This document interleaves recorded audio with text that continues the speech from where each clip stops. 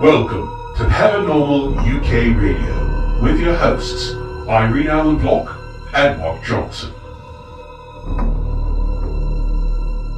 And good evening, everybody. Welcome to another edition of Paranormal UK Radio, the flagship show on the Paranormal UK Radio Network. I'm your host for tonight, Mark Johnson, and I'm joined by our guest co-host, Andy Mercer. How are you, Andy? I'm pretty good. It's nice to be back here again, Mark. I'll do my best impression of Irene that I can possibly manage, but I don't think I can pull it off. So. Just tell me to naff off every once in a while. That'll do it. Well, I have the accent, or sort of anyway. Close to it. Yeah, she has that South London accent. Just let everybody know, our regular host, Irene Allen Block, she has been on holiday in the beautiful Italian coastal countryside of Amalfi. And she should be returning with us next week's show. But, you know, she's been out there for almost 2 weeks now, enjoying Prosecco in the piazza up in Pontoni, and I hate her guts. the only redeeming fact is they've been as hot in Italy as it's been in Las Vegas. It is so miserably hot there. So all I have to say is ha ha, and she'll be back to cold, rainy, drizzly Wales in the next couple of days. Well, it has been, I'm afraid, here. It's been a little bit cooler, and it's been grey sky all day, which is a real shame for obvious reasons that we're going to mention in a moment. But yes, it's not the greatest of weather here. It's like autumn, what we call autumn, you guys call fall, seems to have come slightly early at the moment. It's dull and grey. It's not particularly cold, but it's just grey sky, which is a shame. Well, you know, where I'm living here in Colorado, it's been last couple weeks has been very cold and rainy, unusual for this time of year. But thankfully today was nice and clear, and got a good view of the eclipse. Mm-hmm. And again, for people listening, we did record this on Monday, so today being Monday, we're broadcasting Wednesday, and but today we got to watch the eclipse go across the United States, and where I'm at, I got to see it go to 92%. So, oh, wow. Excellent stuff. Yeah, so that was, it felt like I had on dark sunglasses for about 10 or 15 minutes. It was really, really unique. I tried taking a lot of pictures, but even at that amount of sunlight coming through is so incredibly bright, you can't see the eclipse itself in photographs. Where I got lucky is in the lenses of the camera, it would form a lens flare, and the lens flare showed the perfect eclipse. Oh, wow. Excellent. So I put a couple of those on my Facebook page if people want to see those. But yeah, but you know what? They've been telling people here for the last week. People, the highways, the interstates going north up into Casper, Wyoming, which is the best hotspot here to see the eclipse. There were so many people. The traffic, what would normally take you an hour was taking people 5 hours. They were telling people stock up on extra petrol and food, and because it was bumper to bumper traffic, everybody flocking to Wyoming just to go see the eclipse. Isn't that the Close Encounters film? That's in Wyoming, isn't it? The big tower field they were heading to. Wasn't that Wyoming? Yes, it was. Yes. It looks like a real life version of that then. Yes, almost. Except in there, everybody was running to get out rather than running to get to. So. Yeah. Well, as I say, here it's been cloudy pretty much across the whole country. I was actually working till 8 o'clock, so I would have had a chance to go out and have a look anyway. But you don't see anything here. It was only obviously partial for us, and with quite heavy cloud cover, it makes no difference at all. I do remember the last time there was it was a complete eclipse over here in the UK. I was trying to remember. It's around about the year 2000, maybe slightly before that. And in London, I was working, and you did notice the light level dropped. And I had friends who went down to Cornwall, where Cornwall's the only part of the country that had the entire 100% eclipse, and they said it was magical. It's like the sky suddenly drops down. It's really weird. It's like the clouds suddenly become a lot lower, and it gets a lot darker.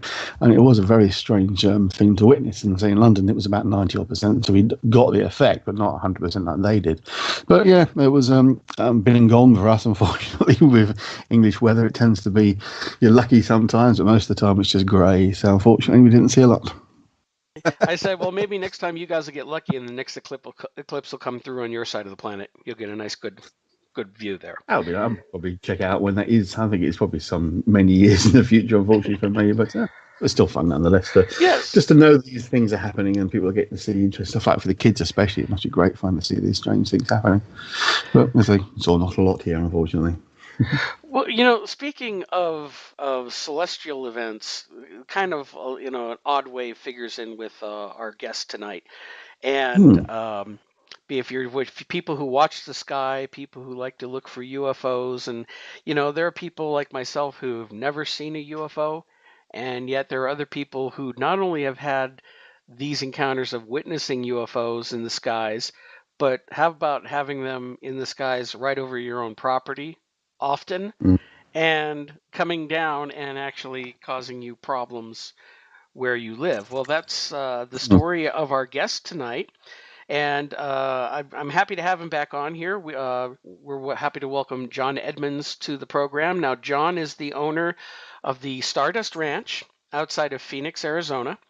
He has written a book called The Ascension Code, which is this true story of one man's struggle with extraterrestrials, and is profound, and the profound meaning for humanity.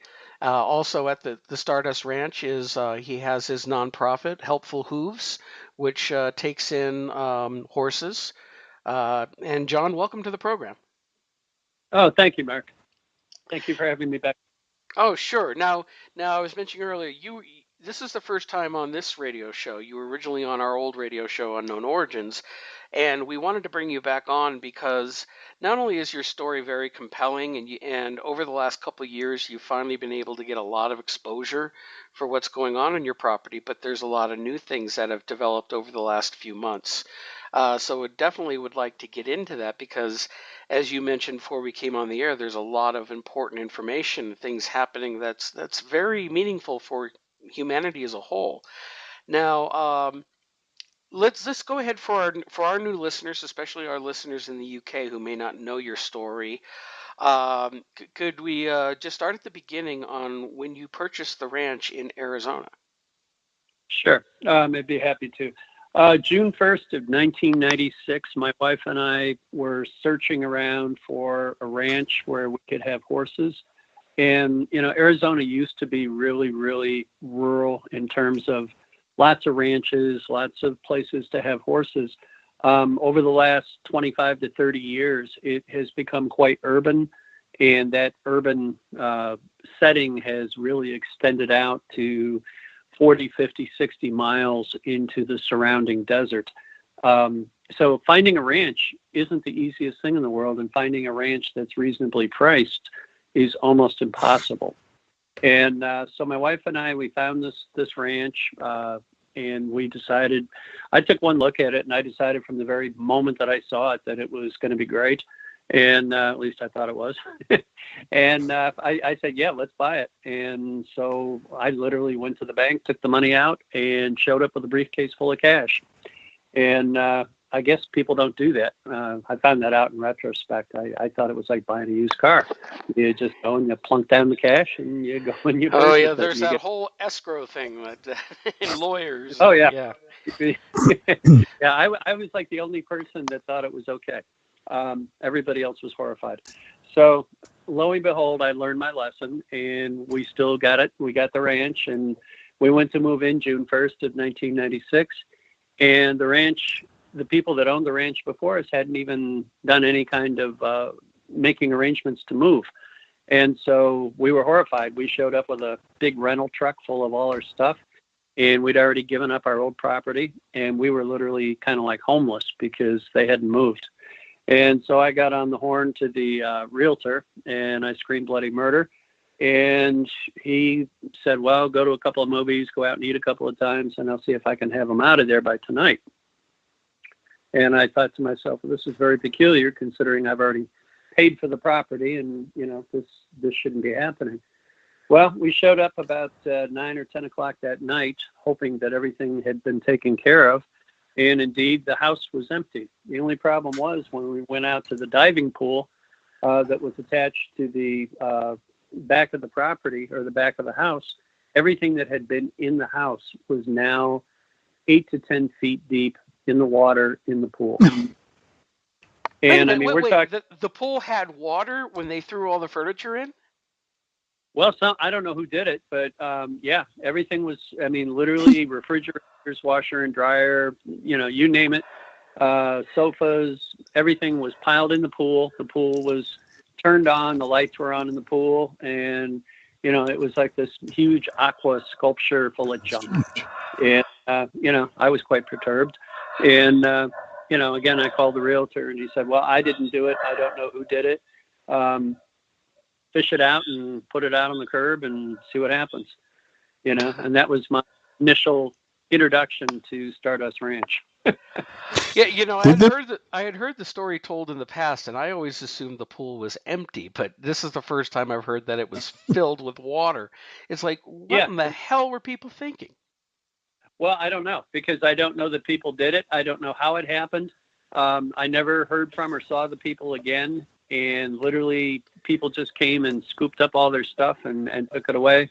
So I don't know what happened from there. Did they seem normal when you first met them, when you actually turned up when they were still there? Did they seem normal people, or did they seem odd in any way then? Well, it's sort of a loaded question, because I think there's a lot of weird people here in Arizona. But, they seemed okay. The husband worked at Luke Air Force Base, and I don't know what the wife did, but they didn't seem to be particularly strange in any way. We didn't expect to have any problem. We did the walkthrough. We thought it was fine. I was overjoyed to be able to get a property this large that was surrounded by mountains, the Estrella Mountains, and there was nobody else out here. And I thought, wow, this is perfect. So, I was kind of like living all my, my horse dreams and cowboy dreams of when I was a kid in Chicago growing up, and, watching the Lone Ranger and all the, Saturday morning cowboy movies. And I thought, wow, this is what I came to Arizona for. So, I thought it was a great deal until that happened. Yeah. Now, since you with the way you buy properties, and I know because I've unfortunately been there a couple of times, you can look up through records people that own properties. Have you ever thought of trying to look up and track down the former owners of that ranch to talk to them about, see what they experienced? Well, yeah, I've thought about it, but quite frankly, I guess, because I had to deal with it, and, I still have feelings about it. I just didn't really find it that interesting. I had a chance to meet the original owner who built the property from, the very first day back in like 1977. One day I was just washing a vehicle out in my driveway, and this man and a woman drove up in a nice truck and introduced themselves and said, "Hey, I'm the guy that built the place." And I said, "Really?" And I said, "Do you know about the history of this place?" And he just looked at me and he smiled. And I thought to myself, okay, great story. So the guy actually had photographs of when he built the original buildings and did everything out here. And he told me the whole story. And the way it went basically was that, he bought the property, for very cheap. And he was a custom builder. And so he built the original home. He built the barn, which we call the guest house, really, because we have a guest house in there now. And, what he had said is that he built it as a surprise for his wife. And that, he thought, wow, this would be great. It's out in the middle of nowhere and it's real pretty and everything. And, he thought she would be absolutely just thrilled by it all. Well, the day came that he got it all finished. He built it himself by hand. And he surprised his wife and drove her out to see the property. And he was absolutely crushed because she took one look at it, hated it, said she wouldn't live in it, and that she'd divorce him if he forced her to. And I asked him, I said, "Sir, why is your wife, so against this property?" And he said when she got about 2 or 3 miles away, she started feeling bad energy. And that she had goosebumps by the time she got out to the property, and that she, in no way, shape, or form, she didn't even want to be there for like 15 minutes. And so, he turned around, stuck it on the market, dumped it, and was very disappointed. And apparently it didn't work its way out of the relationship. There was a lot of hostility remaining afterwards, and they ended up divorcing. So, I think probably that was the first casualty of anybody's relationship or anything that was really bad that happened here. But it was not to be the last. There has been a whole history of. That's amazing that just him bringing his wife out to the property that he built, and within that time, that destroyed their marriage. Yeah, I thought so too, but he was adamant about it. And, he brought me a lot of documents and photographs and things. And, he didn't seem to have any, axe to grind with me or anything. So I just took him at his word. So you moved into the house and, of course, having to deal with getting rid of all that furniture. And then what else happened after there? You had a strange visitor on the property. Well, we had a guy that sort of infamously at this point is known as the Machete Man. And apparently he had been staying in the what we call the tack room, which is about a 800 square foot building that was, I guess, the original building on the property, even before the main house and the guest house were built. And I don't know what his official job was, but the job that he told me was that his job was to kill the monsters.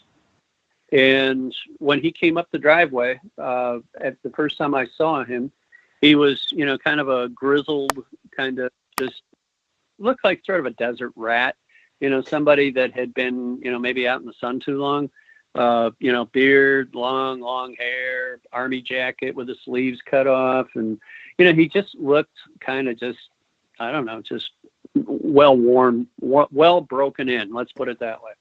And, he had this big machete attached to a piece of, like leather. And he was just kind of, going back and forth with it as he walked up the driveway.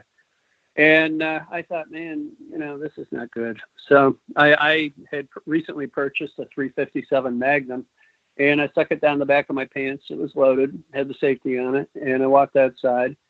And I was kind of reminded of the old saying about, if you're going to go to a knife fight, bring a gun. And so I thought, okay, I'm probably pretty well handled here, pretty safe. And so I walked down the driveway, and I said, sir, can I help you with something? And he just looked at me, and he was stunned. He goes, who are you? And I said, well, I'm the guy that just bought this ranch. And he said, well, what happened to the other people? And I said, well, their stuff got left behind in the pool, but they seem to have disappeared. So I don't know. And he seemed very stunned by all this, like he expected to just go back to his little house back there. And I asked him, I said, what's your reason for being on the property? And he says, well, I live back there. And I said, well, I don't need to have anybody living back there. I can handle things here myself. And he just looked at me, and he just kind of gave me this very strange kind of look. And he said, well, I'm the guy that kills the monsters. And I looked at him, and I said, what monsters? And he said, well, you'll find out. And I said, well, I don't want to find out. Just tell me what they are. And he said, well, there's lots of monsters out here. They're things that don't make any sense, that shouldn't be here, and they'll hurt you and hurt your animals, and you need me. And I said, well, what is it that you plan to do that I can't do for myself? And he just looked at the machete, and I said, you know what? I got a big gun right here. And I pulled out the .357 and showed it to him. And his eyes got about as big as 8 balls. And, from that point on, I guess he kind of got the idea that it wasn't going to work. And he said, well, you're going to be really sorry. And I said, well, go back to your little place back there, get your stuff, and get off the property. And so he did. And that was the last I saw of him. He just kind of went out the front and down the road and disappeared. And that was the end of him. Never to be seen again. In hindsight, do you wish that maybe you did keep him around? Well, I'm not sure it would have made any difference, but at least I would have had maybe somebody to kind of tutor me on the place. Over the years, I've found that there are a ton of things about this property that don't make a whole lot of sense. Like, why do we have like 30 phone lines coming into the property? There's just lots of weird things, as I put in an arena for my horses and digging around, I found skulls, I found all sorts of things. And, over time we found out that this had been apparently a Native American burial ground, and that it was sacred. It was a shrine. at one point. Were you finding animal skulls, or please tell me they were animal skulls? No, they were human skulls. You were finding human burials? Oh my God. Well, I mean, just skulls. I wasn't like I was out there trying to, put the bones together. But yeah, there's over the years, there's been a ton of stuff that we found out here. Animals, humans, just all sorts of things. Lots of debris, let's just put it that way. But you could tell that at some point it was connected to something that probably had some kind of cultural significance. But, nobody told me, nobody warned me. I had no way of knowing. I thought I was just buying a ranch. What was your main motivation for buying a ranch? What was driving you to buy one? I just love horses, and I just wanted to I'm not a city person. I grew up in the city. I grew up in Chicago and Evanston, Illinois. And honestly, the farther I can get away from the city, the better. I like the peace and quiet. I like, just being able to walk outside and not see another living human being until I want to. I just wanted the peace and quiet. Unfortunately, in the last 21 years I've lived here, it seems like somebody painted an X on all three sides of the ranch, and now we have neighbors everywhere, which makes me just not even want to live here anymore. Part of the reason I don't want to live here anymore. How close are the neighbors then? Way too close for my taste. They're right up on our property line on three sides. Fair enough. Yeah, I mean, if you bought land and you want the wide open spaces and it disappears, I mean, can you imagine the UK? That's often a problem here. 1 minute there's no houses near, and the next minute there's a whole new estate being built. So I can understand that feeling, certainly. But that's really quite. I just don't like being able to tell what color somebody's shirt is, in their home. Sure. It's just I like to be able to look out, and this ranch is in the middle of 600 or 700,000 acres of desert, and for some reason they had to build right around me. It's pretty amazing to have had that space, though. Just to have that kind of space around you. It is a shame to definitely have lost it with the construction nearby. But I'm just want to go back to that the skulls. I mean, obviously you're not an expert in this sort of thing, but do you imagine they were American natives and the bodies or the skulls you were finding? Yes, I don't know if they were American. For all I know, they could have been left over from a skirmish. This place apparently has been a bunch of different things. It was used for off-track gambling. It was used as a whorehouse. It was used as, so I have absolutely no idea, what the entity of the skulls were, or the origin. Did you find out about the phone lines? You were saying there were more than 30 phone lines into the property. Did you find any reason for that in the end? Yes, I did. When the phone company, when I first wanted to get a phone before cell phones became the predominant means of communication, I wanted a phone that was hardwired on the wall. And I kept calling to the local phone company and saying, hey guys, I need a phone. And they kept telling me they'd make appointments, but nobody would ever show up. And I thought, wow, that's really weird. I'm kind of used to the Eastern work ethic kind of thing, where if you don't do your job, you get fired, and there's 5 other guys waiting for your job. And so, the idea of not doing your job and not having any consequence, that really didn't fit into my mindset at all. And, after the third missed appointment, I finally called up and I said, look, I need to speak to whoever's at the top of the pyramid here as far as, the company goes. Put me in charge, put me in touch with somebody who's in charge. And they did that, and I explained to them the situation, and they said they were having a hard time getting anybody to come out here. And I said, well, why would that be? And the guy on the phone said, well, you don't know the history of that property, do you? And I said, no, I don't know anything about it, but I own it now, and all that history stops. New history begins right now, and this is going to be a nice ranch, and we're going to have a great time out here, and I'm not going to put up with any crap.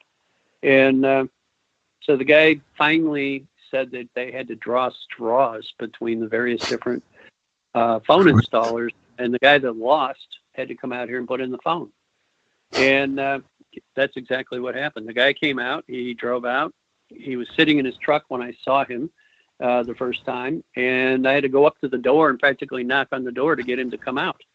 And I said, is there some kind of problem here? And he said, well, I don't want to be here. And I said, nonetheless, it's your job. You have to be here, and I need a phone. And he said, yes, I'm aware of that. And so he went to go ahead and commence the process of installing the phone.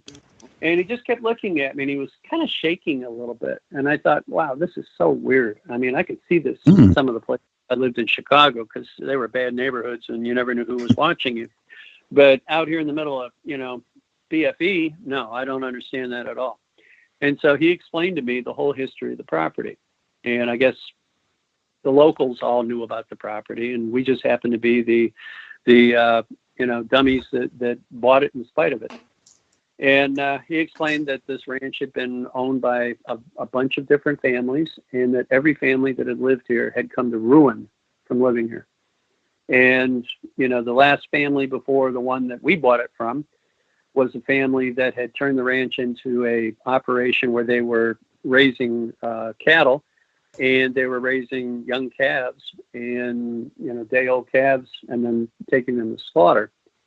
And apparently the day before the son, who was the oldest son, was to graduate from high school, for no good reason at all that anybody knows, he stuck a shotgun in his mouth and blew his head off in the living room. And so, the more this phone guy kept talking, the more horrible stories I kept hearing. Apparently the people that owned it before that were a militia, and they went to war against the local sheriff's department and Department of Public Safety and the FBI and everybody else. And they had a big shootout here, and there was a bunch of people that got shot and killed. So, I mean, the more I heard, the more I was like, oh my God, Wait, so next time I buy, I'm going to hire a historian to find out about it. Yeah, I was just going to say, so you have not one, but maybe several confirmed deaths on the property. Oh, yeah. I would say there's probably been, I'm with a little bit of an educated guess here, I'm thinking probably at least between 7 and 8. Yeah, and when you hear a story like that from in the paranormal world, right away people start thinking, well, that would be ripe conditions for a haunting. And yet that's not exactly what happened, although you've had certainly your share of activity, which we'll discuss. But when did you first start noticing that other things were very strange about the property? Well, like I said, we moved in June 1st, and within 3 weeks, we were seeing UFOs. We were seeing all sorts of what I call golden orbs, which are very similar to the Phoenix lights that were seen in this area, March 13th of 1997. So it was, less than a year between the time we moved in and we were seeing all the things here and the actual Phoenix lights incident. And I immediately began to take photographs and video of everything that I saw here on the property. Professionally, I'm a psychiatric counselor and a social worker. And so for me, it was about documentation. And so I began to create a log from almost the first day that we lived here. And I've kept it up the whole time. So we have a play-by-play of almost everything that's ever happened here. Now the activity just started. You've been there for 21 years now. You started seeing things 3 weeks in after these other strange happenings. When did you start having trouble coming actually into the household? Well, before we got that far, I was actually taking rides way out into the desert, like 15, 18 miles out into the desert, to try to find any evidence that I could of the lights that I kept seeing at night in the sky. Because I would see these things and I would say to myself, well, maybe they're flares or something. And so I would go out in the desert and look to see if I could find any evidence of it the next day. I couldn't find anything. But the one thing I did find was the fact that people were abandoning horses out there. And so all these poor domestic horses that had come from farms and ranches all over the place were literally all standing around looking at each other, looking at me, looking at anybody they could for a meal, and hoping, that at some point it was, somebody was going to ring the dinner bell and start feeding them. And they look horrible. They were, absolutely skinny. There were dead carcasses of horses out there. There was no water, and there was absolutely nothing for them to eat. And I felt horrible for them. So I turned around, went back to town, and I went and got a whole bunch of bags of feed, and I started feeding all the horses out there because I felt so bad for them. Well, next thing I understood or saw was that the horses understood that maybe they should just follow me home. And so literally, I started this parade of abandoned horses, trotting behind my Jeep, and they all followed me back to the ranch. That's how I got horses. That's how we started Hopeful Hooves, our equine charity. So even before the incidents in the house where we started seeing things, we were seeing things on the property, and unfortunately, we started having animal attacks where we started actually seeing horses that were mutilated, and we couldn't understand that. We were like, what's doing this? This doesn't look like an animal could do this kind of thing, because the actual mutilations looked like they were surgical in their precision. There was no blood. They had been drained of the blood. They had had the hoofs cut off. They had had some of the internal organs removed, the eyes removed, just horrible, horrible things. And you could tell from the way that they had, tried to get away from whatever attacked them, that, they get literally wrapped up in, these panels that we bought that were portable panels, 1 7/8 thick metal. And the metal was actually bent from the attempts to get away from whatever it was. So, we lost 4 horses that way, and, we couldn't understand it. I would stay up all night long and sit out, on the property and see if I could, find something or see something. Never saw a thing.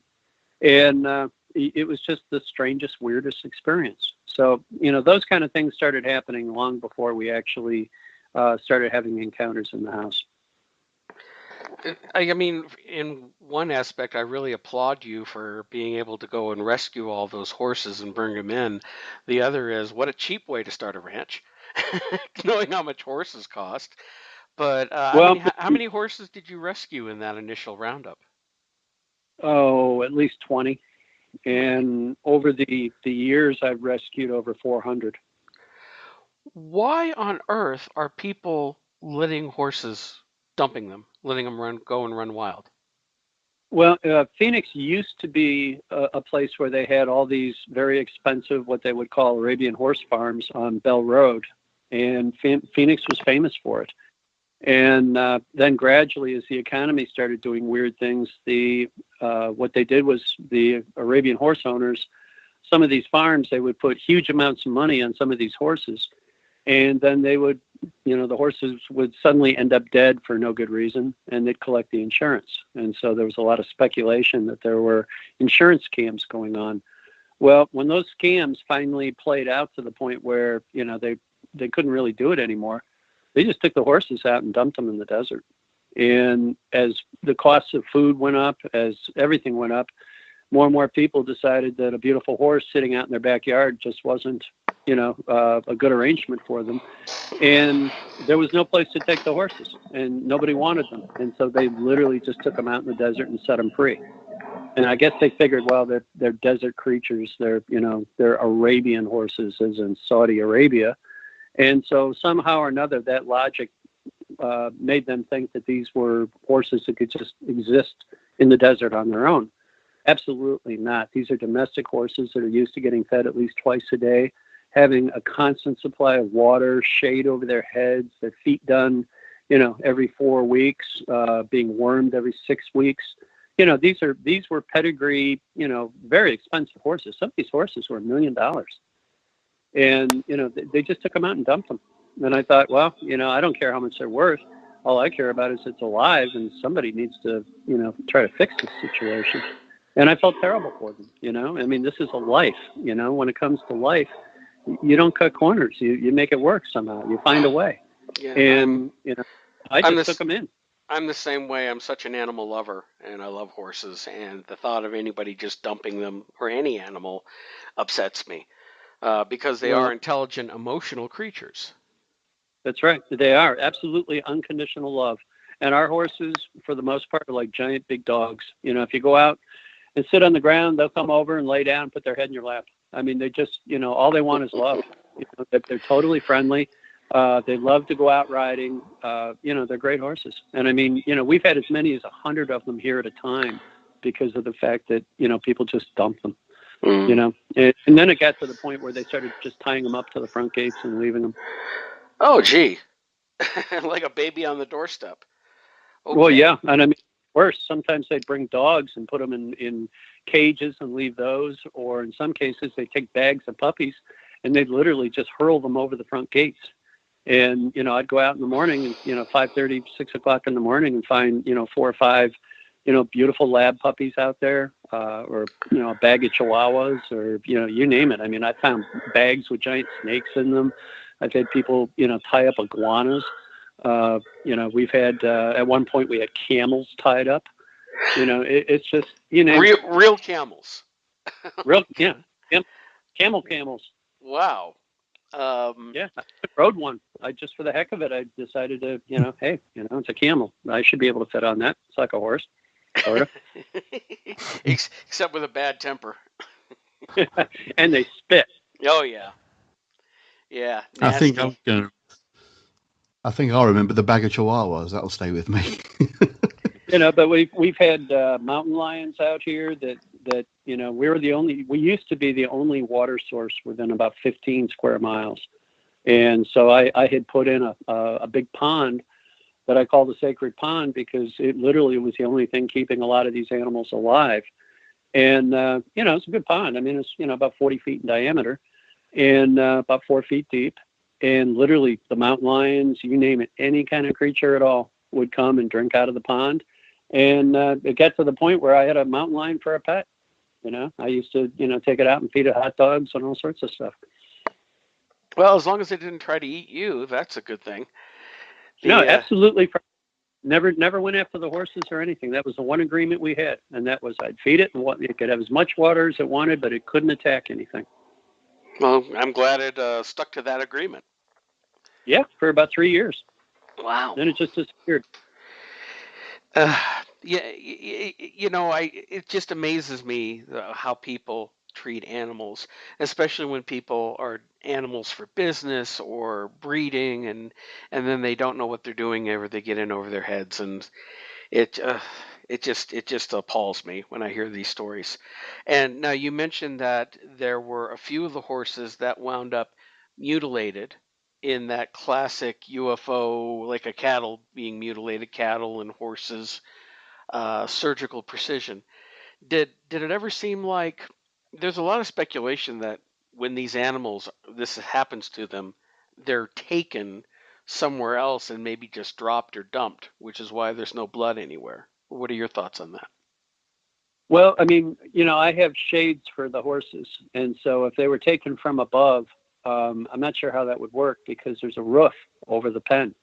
And so I don't know how you would manage to take it from above. I just don't see how that's possible. I mean, for the logistically, it would be very difficult. Well, there's also so many stories of people who've claimed to have been abducted, where they're floated through solid walls, glass windows, through the ceilings. So whatever these things are, they have the technology to pull people through solid objects. So if they could do that, they can bring a horse through. Right, that's very interesting because, my wife, in the course of the story, I will explain about how my wife was floated out of bed and through the house and up into a ship. So yeah, it's funny. I never put 2 and 2 together until just right now. You're absolutely right. That's probably exactly how it was done. So when things started happening in the house, I mean, did it seem more like paranormal phenomenon, or did you actually start seeing these, for lack of better terms, these gray alien creatures? Before that happened, we had some other things happen where literally we had a terrible, terrible storm, monsoon type storm, where you get a lot of rain and a lot of wind and it knocks out the power. And my wife and I were sitting on the sofa one night in the living room watching a movie, and all of a sudden the power went out. And it was, one of the first summers that we were here. And so, we didn't have a generator yet. We didn't know what to do except just sit there with a flashlight and wait for the power to go back on. And before anything could really happen, we saw this extremely bright light on the other side of the house. And we thought, wow, that's strange. Where's that coming from? And the next thing we knew, it was as if somebody had turned on like a black and white movie projector. And we saw what looked like two Roman soldiers, one with a staff, with a spear, and one with like the typical, Roman sword in a sheath hanging on his side. And they were dressed in the, typical Roman soldier outfits. And it was as if they were just walking down a path, a road someplace, back in the past. But yet it was happening right there in our house. And we could see the whole thing happening, but they couldn't see us. It was just like watching a movie. And literally these guys just walked from one end of the house all the way through to the other side and disappeared.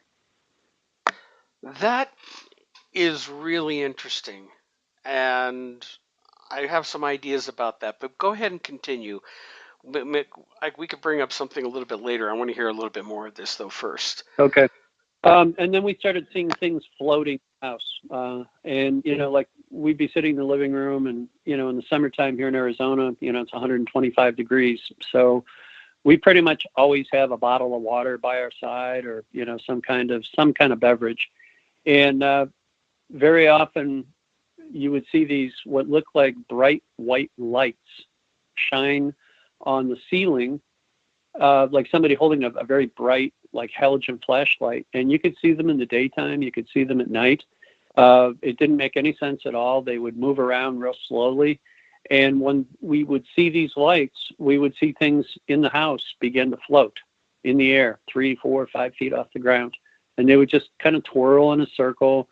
They didn't really move that much around in the room. They would just remain kind of in a sort of a vertical stationary, I don't know, almost like a little mini orbit, and just turn in a circle. And, you could literally reach up and grab them. There'd be no resistance and set them down on the ground. And a few seconds later, it would just float right back up to the same place and keep moving around. Did it feel like it had any type of mass? Could you feel them, touch them? Was it putting off any like heat or cold, or what did they feel like? Nothing. It just literally felt like almost sort of the sense you feel like when you're in a high-speed elevator and, you feel almost weightless.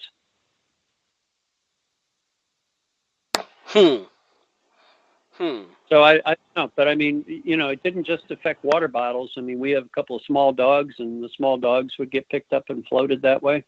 And it didn't scare them or anything. They didn't act like they were afraid they were going to fall. They just rise up in the room about 3 or 4 feet off the ground and just sit there and float. Wow.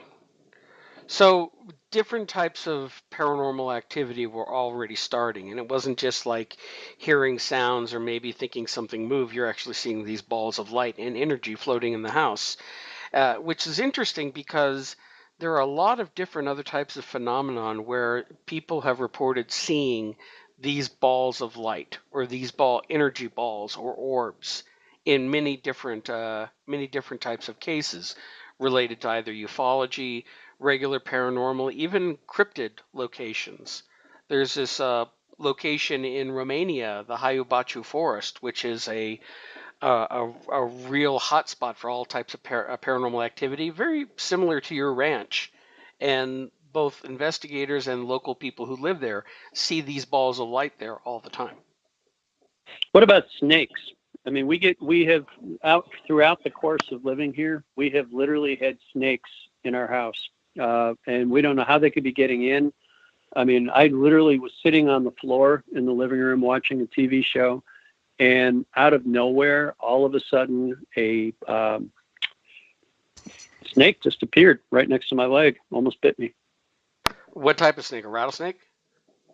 No, we've had rattlesnakes, but these were the kind that are, they're red, white, black. Coral snakes. They're like, coral snakes. And they're dead. Yeah, they are venomous. They are deadly. And I mean, 1 minute it's there, and the next minute it's gone. Or I mean, actually the other way around. 1 minute there's nothing there, and then boom, there it is. Exactly. And I mean, I know it was physical because I ran and I grabbed I couldn't find anything else to wrap it up in. So I grabbed a green plastic bag, a trash bag, and I just scooted it into the bag, and then I took it outside and released it. And so I know it was there. I know it was physical because I caught it and then I let it go. It's the same. It could be a situation where it's the same thing. How do spiders get in the house? When you think everything is sealed, little buggers find any of the smallest holes to get in. Snakes could maybe do that, but coming up through the foundation somewhere, yet still I've had somebody proof this house 6 times. And there should be no way for them to get in. No, we had the carpeting pulled up. We had the fireplace disassembled. I mean, you name it, we've done it. And yet we still have problems. That is just wild. And again, when I make comparisons to what you've been experiencing at your ranch, there is also the famous or infamous Skinwalker Ranch up in Utah, which supposedly had a lot of very similar activity going on there. Then I mentioned the Hiawachu Forest. That there's a clearing in that forest, especially that is the hot spot where people have seen UFOs, these lights, strange creatures, and a couple of the television shows have gone out there and had some intense activity happening. One guy who was sitting in the middle of the circle, literally being lifted up and thrown 30 feet back, and it was caught on camera. So it's really strange. Now, you have the UFOs. You've seen UFOs on your property. These lights come in, and then you start seeing gray aliens, or what you think we think of as gray aliens. When did that activity start? That started about close to a year after we first moved in. Literally, my wife and I were in bed trying to sleep, and I kept seeing what looked like lights in the bedroom. And my wife is, she has a lot of sleeping problems.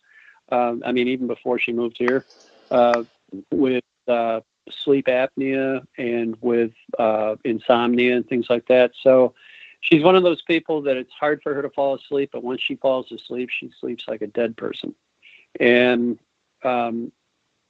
I could see these lights over a period of 2 or 3 nights where it felt like I was seeing things in the bedroom. And it was very dark, absolutely pitch black, but I could see sort of a luminous movement. And I thought to myself, all right, well, we've already had all this other weird crap go on. I need to have something to defend myself in case there really is a problem. And I had recently gone to a baseball game with the Diamondbacks here in Arizona in Phoenix, and they had what they call Bat Day. And so I had gotten this little aluminum baseball bat that was 2 feet long. And I thought, well, that'll work. I'll stick that in the bed rail, and if something tries to mess with me, I'll just pop up and smack them one. And indeed, that's exactly what happened. One of these little grays came along the third time it had appeared, and it came up alongside the bed rail, and I could smell it because they smell really, really funky. And the thing reached out and grabbed my arm, and I could feel this cold kind of almost snake-like, sensation as far as the skin goes on my arm. It was kind of cool. And I turned around and grabbed it by the arm, and I popped up in the bed, and I whacked that thing as hard as I could right in the head with that little baseball bat. And it flipped over and backed up and took off. And that was the end of it. I didn't see anything more or hear anything more that night.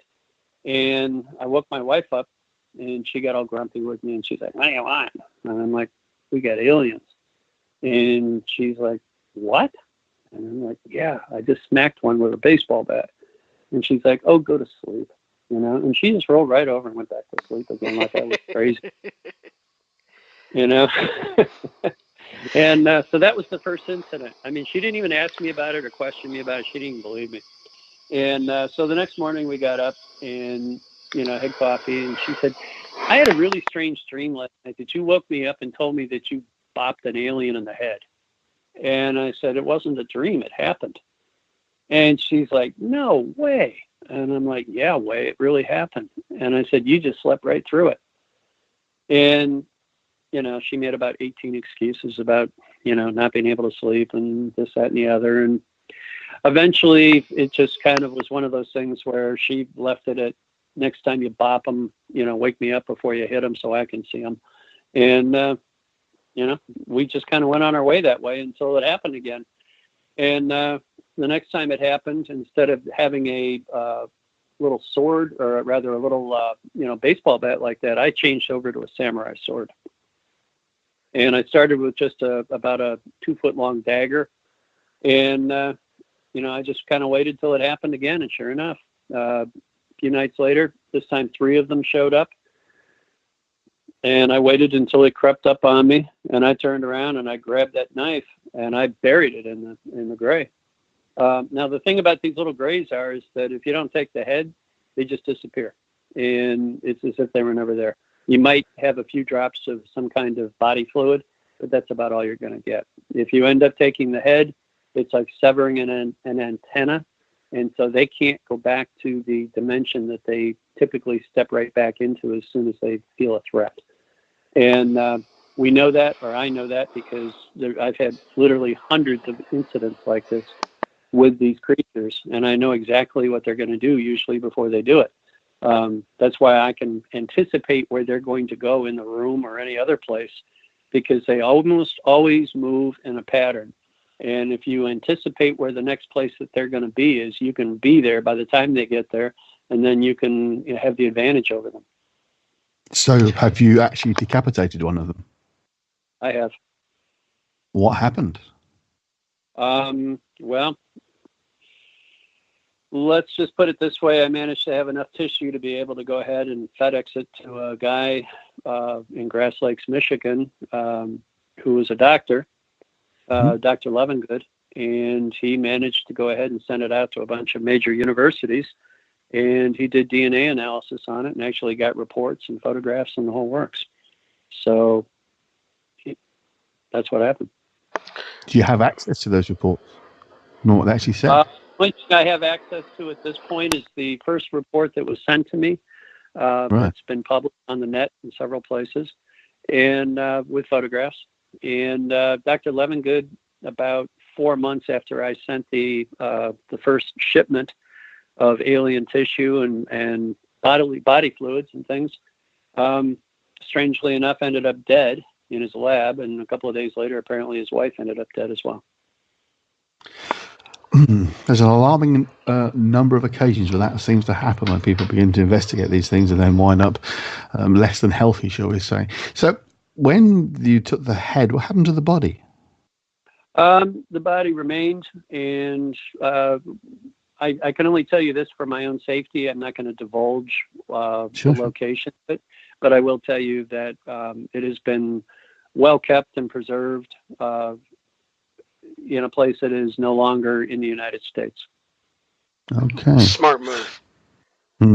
Well, I mean, the thing about it is this, and that is, I never wanted this job. I never went looking. I didn't want to become, the guy who kills aliens or, any of this other stuff. All I ever wanted to do was just raise horses. And, this is one of those things where God has a sense of humor, and I guess you get installed in places and, stories in life that you never had any intention of being part of. Was there any retaliation? I'm sorry, was there any retaliation from them, the chaps who decapitated? Did they come back and take revenge or anything like that? They've been coming for years. I mean, like I said, I have had hundreds of these firefights with these creatures. I mean, I got to the point I used to say it was going to become an Olympic sport if it kept up, because we were having so many different, events. I mean, I got to the point where I could almost predict exactly when it was going to happen again. And, I was working as a producer for the Kevin Smith Show, and I ended up putting the word out to the paranormal community and the UFO community what was going on, and that I really needed some help. And I was fortunate in that I did get some help, and I got some direct advice, and that's how I ended up meeting Dr. Levengood. And I met a lot of people in the UFO community because I didn't know what to do. I mean, here I am, I'm working 80 hours a week as a psychiatric counselor and a social worker. And, it's not like you can go into your job and, you stand around the water cooler and say, hey, what'd you do last night? Oh, well, I killed an alien, cut his head off. You just can't say something like that. And, so I mean, here I was living a double life. At night I'm killing aliens, and the daytime I'm dealing with, the mentally disabled. And, sometimes I was starting to think, my God, I've got one foot in both camps. I'd imagine that if you'd said that too much at work, you'd end up being on the other side of the fence, as it were, become one of the inmates. Well, that's what held me down. Started feeding me pills. Oh, Lord. Now, you and your wife were also, during all this time, starting to exhibit a lot of health issues that you think was related to these aliens. Well, we know it was because in the case, we had an incident where my wife was almost abducted. Actually, I guess you could say she was abducted, but I took her back. She was in bed, and, she used to go to bed pretty early. She'd go to bed by 9:30, 10 o'clock at night. And I was more of a night owl, so I would stay up. And so one night I went to go to bed, and literally 3 of these creatures were in the master bedroom. My wife was floating 2 to 3 feet above the bed itself. And they were literally touching her and abusing her. And I grabbed my sword and I just proceeded to just, go to town and take care of business. But about 3 or 4 nights after that, they somehow or another managed to float her again out of the bed, and to literally, I was in bed at the time next to her when this happened. And they literally floated her up out of the bed and through the house and literally out into the parking area and up into a ship. And I have a document from my wife that's certified, notarized, saying that in the event that something like that should ever happen, that I should do everything that I could to prevent her from being taken, including shoot her if necessary. And so I literally went out into the parking lot in my underwear, barefoot. Actually, I had slippers on. I take that back. And I grabbed an AK-47 out of my gun collection with a double banana clip on it. And I proceeded to sight the craft and the place where the extreme bright light was coming out of, and just emptied, both clips into it. About 3 seconds after I started shooting, the light shut off. My wife fell out of the bottom of this craft. And I ended up trying to break her fall by catching her. And she almost killed both of us because she fell about 30 feet. And knocked us both absolutely into the ground, knocked us out for a second. And when we recovered, she looked at me and she said, "What am I doing out here?" And I said, "Well, I could tell you, but let's go back in the house first." And so we dragged herself in the house, and I explained everything to her. And, of course, she was absolutely horrified. We had, scrapes and bruises and cuts and stuff all over us from, her falling on top of me on a gravel parking lot area. And, so these things happen. I mean, this stuff is real, and it's, very terrifying. I'm lucky in the fact that I don't know how to feel fear. I don't feel fear at all. All I feel is anger and resentment. And so it's all channeled into that. These gray creatures, from everything that I've heard you talk about them, they almost seem very, very different from what a lot of other people have reported in cases. In fact, they seem like the Keystone Cops of the gray alien race, in terms of they're relatively easy to attack, and they don't have the ability to control as much as other, based on other cases where I've heard. Usually when somebody is being abducted, the spouse is paralyzed or made to go asleep, or they can cause people to pass out, or they use a lot of different types of psychic techniques to control a person. And most people who have the experiences with them it's a very controlled environment in what they can perceive, what they can do and react. And yet it seems like these things come into your house and they're bumbling around, and you could take them out. Well, I have what is your thought on beat that? them. Well, I definitely can take them out. I picked them up by the ankles and beat them against the walls. So yes, you can definitely fight these things. I'll just tell you this straight up, and that is 1973. I had a bad skull fracture from a car accident, and my brain physiology, due to the scar tissue that I got in that accident, is different than what normal people's are. And so I guess that changes the dynamics about the sleep paralysis or the fear thing, because I don't feel any fear about anything. And, so for me, it's like, they do their thing, and I just look at them like, yeah, so what? Which I'm sure is quite unnerving to them, because they probably never met anybody like me. My wife, it works great on her. I mean, they can make her absolutely forget anything and everything, and it acts as if it never happened. The beings, do they ever try to communicate?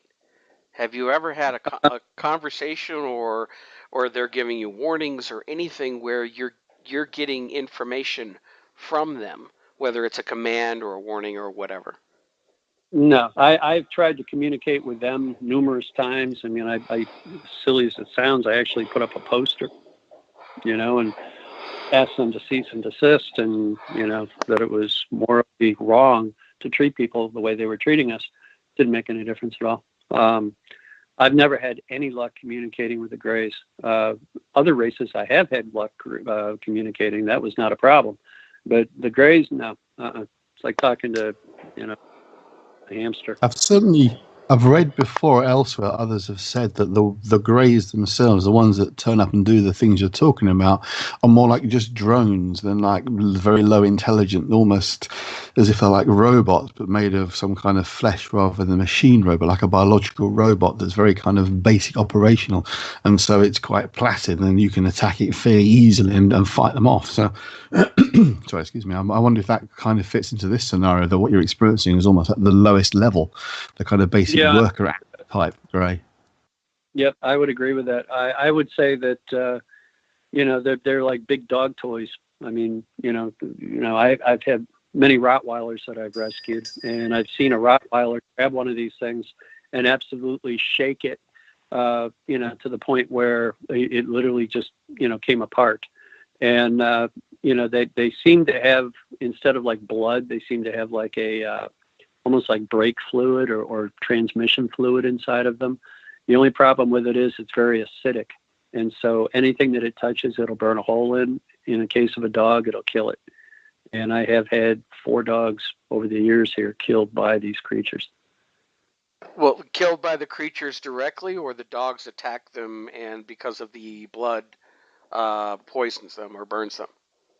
Well, 3 cases where the dogs attacked them, and then after chewing on them and getting exposed to the body fluid of some kind, they perished. In 1 case, last March 13th this year, I was coming into my house, and I had a pit bull with me that I've had for many years, and this Grey appeared like 6 inches away from her face and startled her. And she reached out and bit it hard.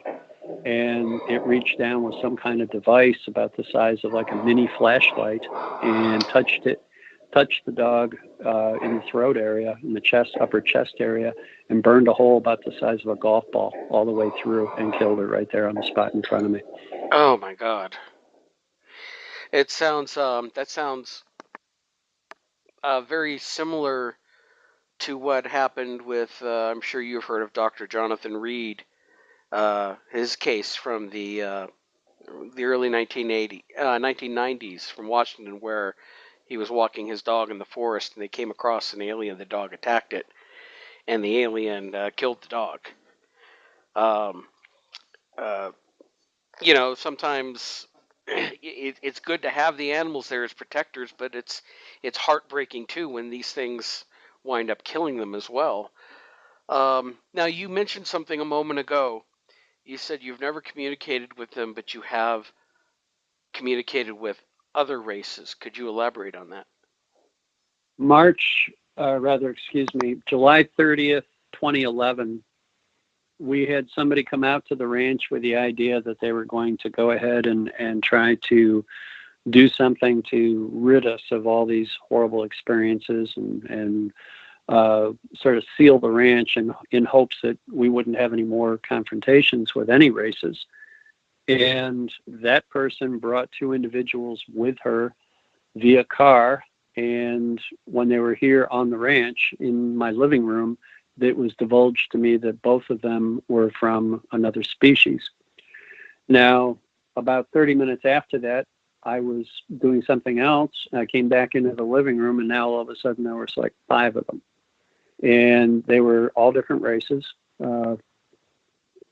And they introduced themselves, explained who they were, and proceeded to use a hologram, a large, what looked almost like a large globe as a hologram in my living room, and answer questions for about 3 hours.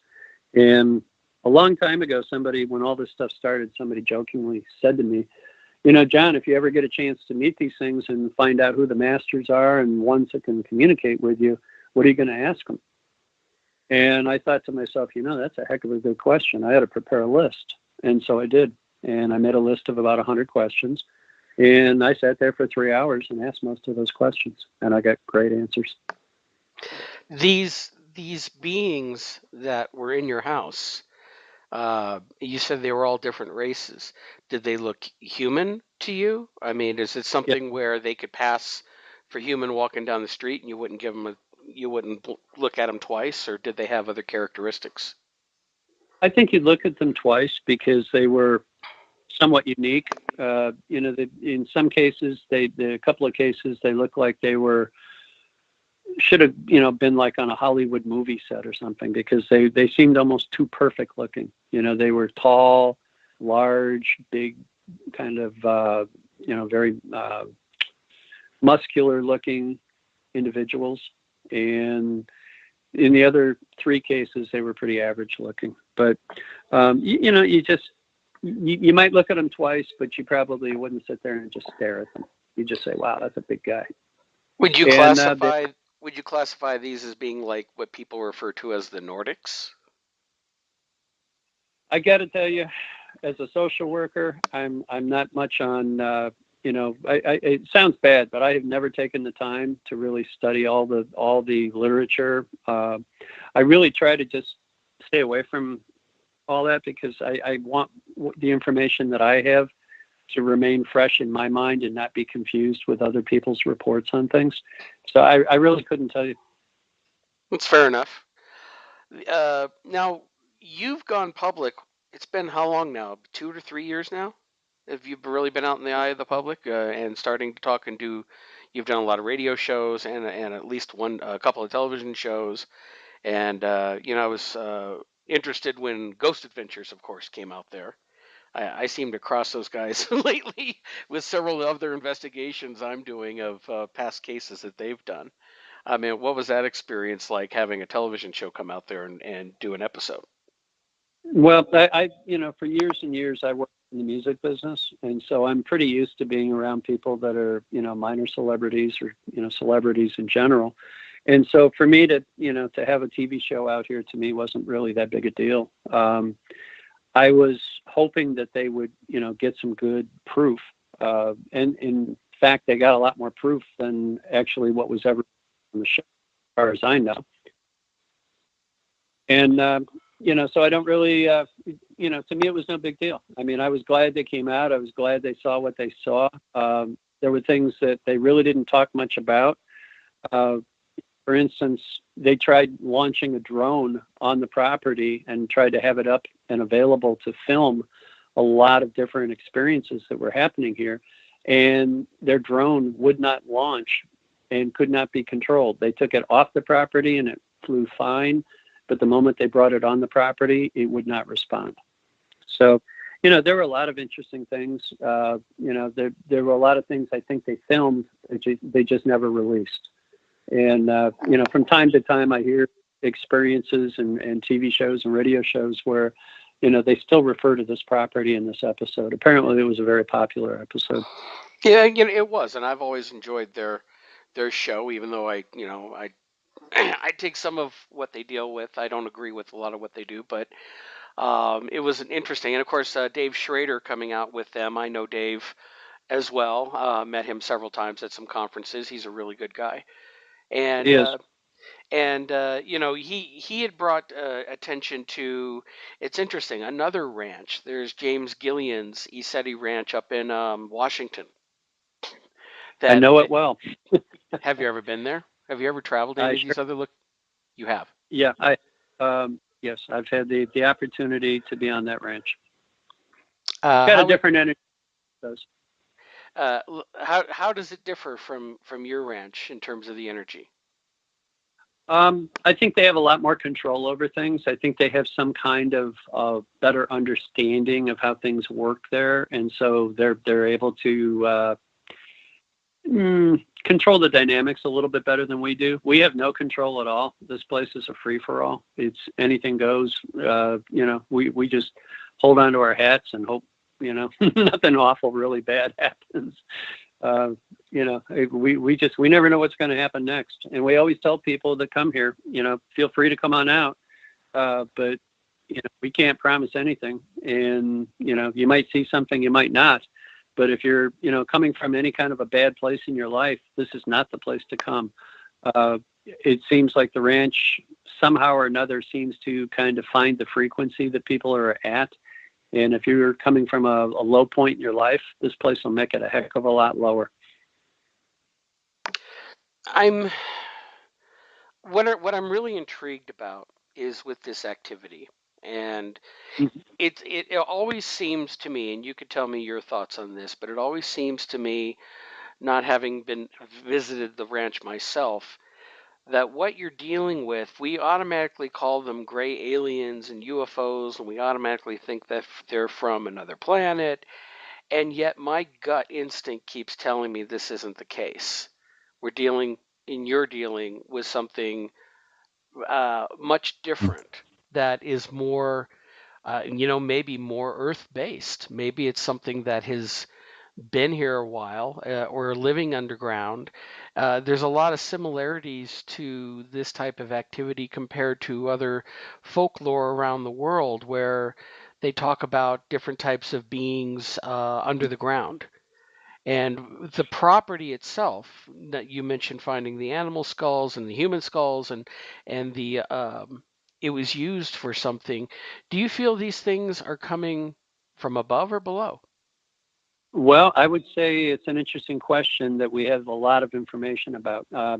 We have two portals that are here on the property, and what's interesting about those portals is that they're not just the ability to travel between destinations, but apparently they travel between different points in time.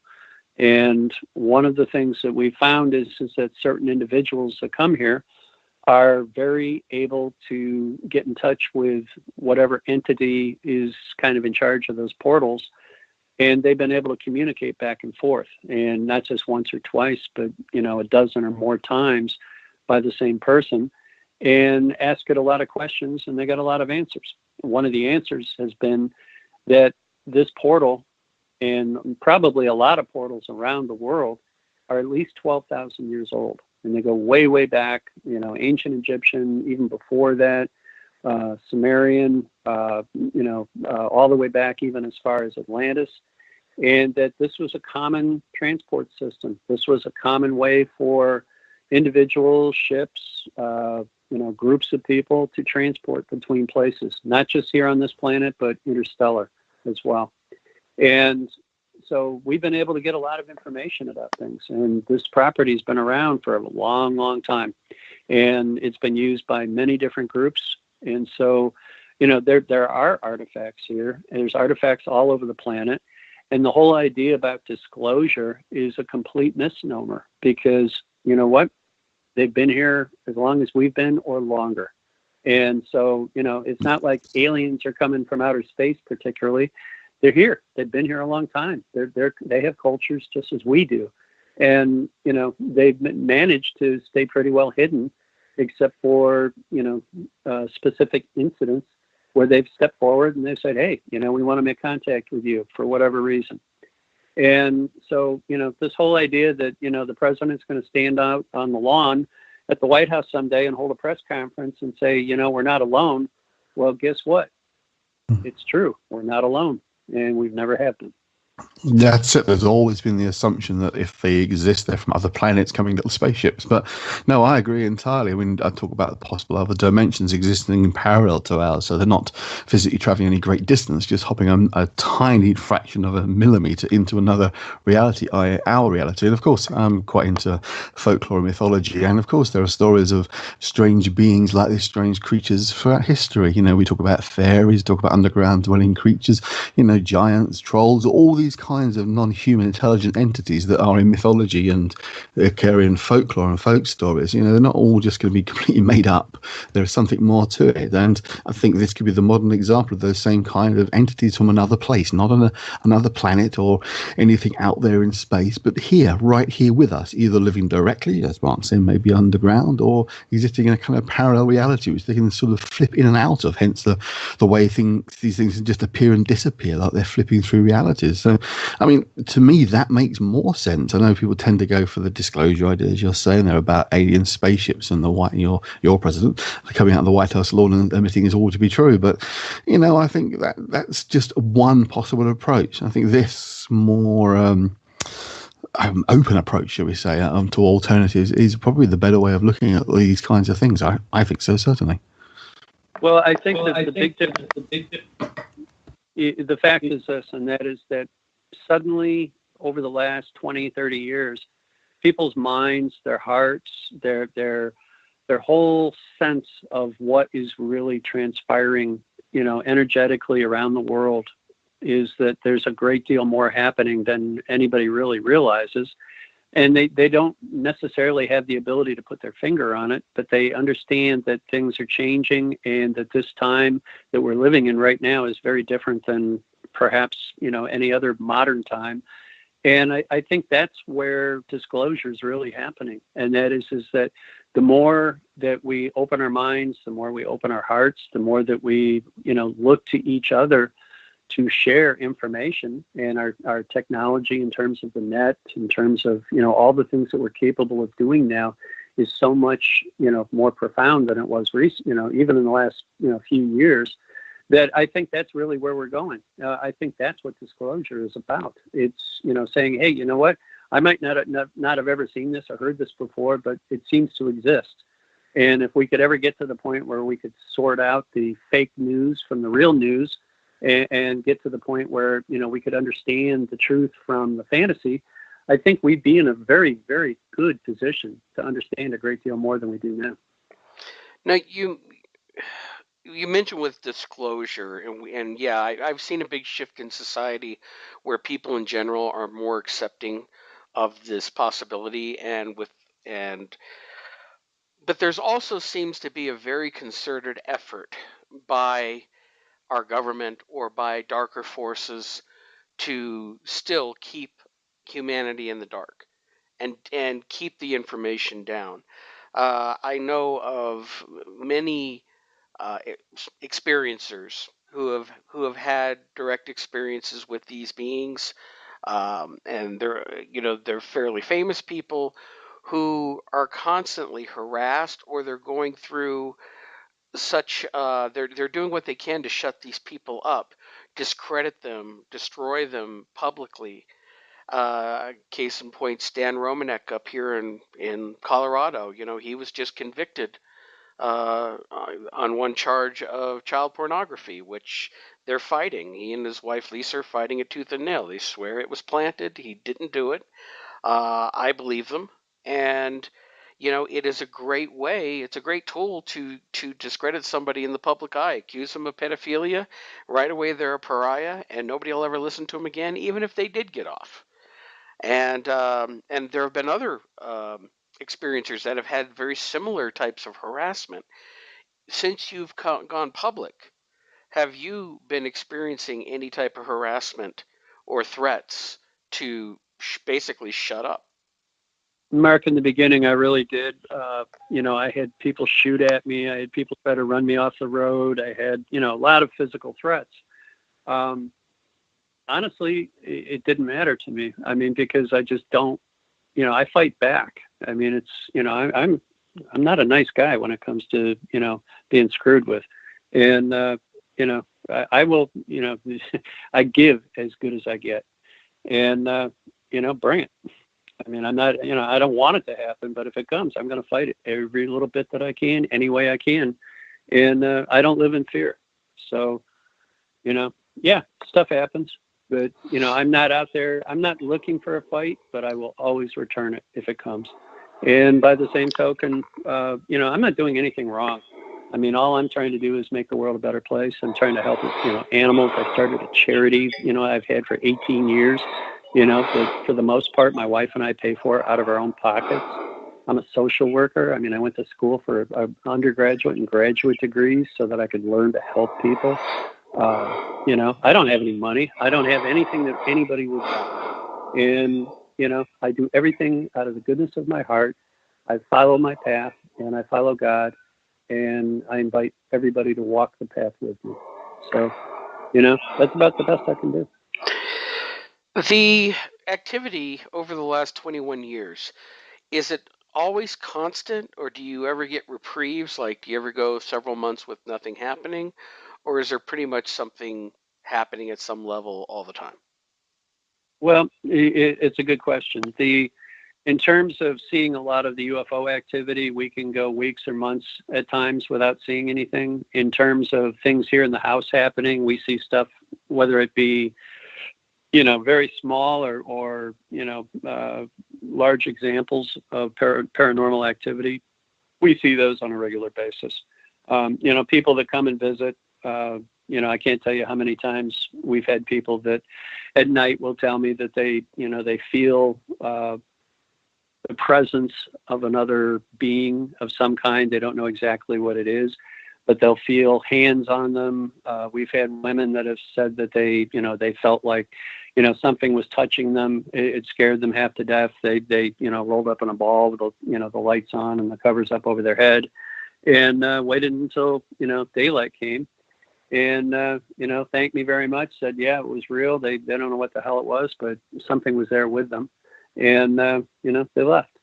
But, one of the big things that we've also found out, and that is that people that are sensitive from a psychic point of view or energy point of view, very often they'll leave the ranch and they will continue to have experiences afterwards. And so it's as if they reached some kind of point where their frequency and the ranch frequency matched up, and they never seem to really disconnect from it.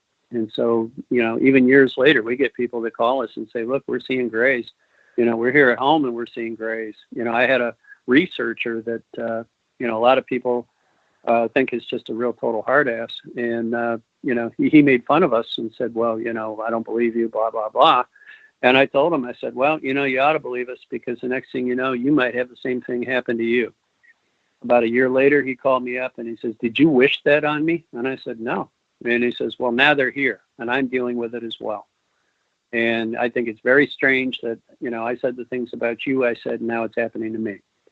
And I said, well, you get what you give. So sorry, but, that's how it is. And, it's been going on with him now for years and years and years. And he and I have actually become friends afterwards.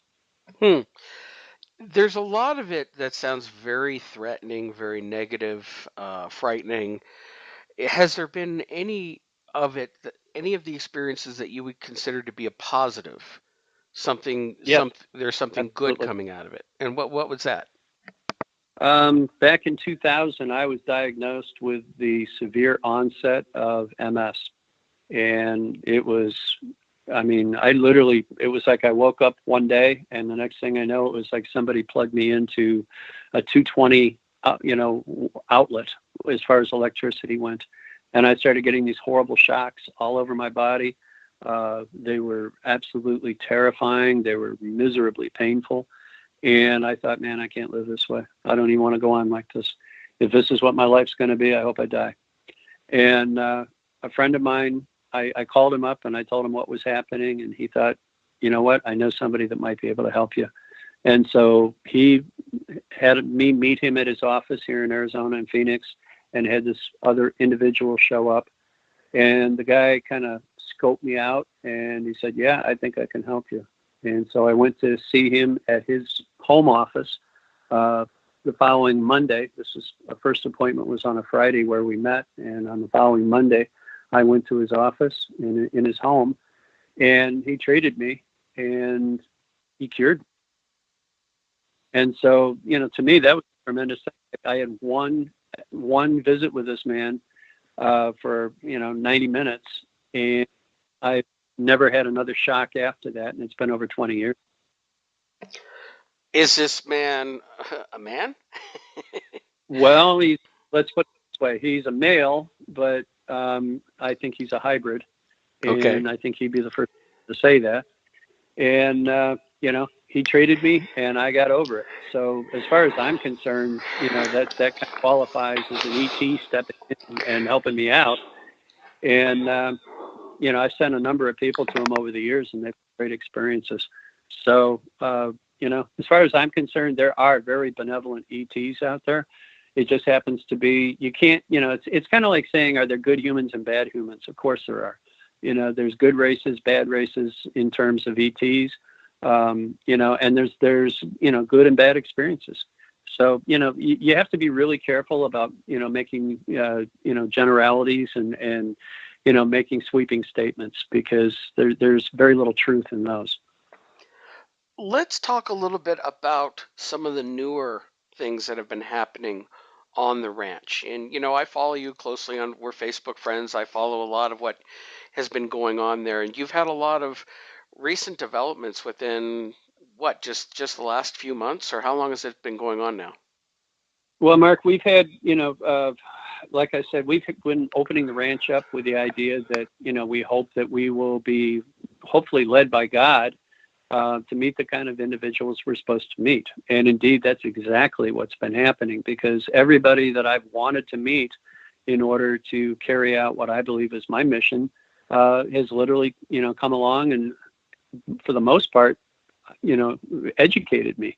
And in doing so, we've had a tremendous amount of experiences here using the portal, because certain people are literally able to walk right up to the portal, touch it, and it comes alive, and they can feel the energy, and they just turn around and look at me and smile, and they go, it's already a good trip.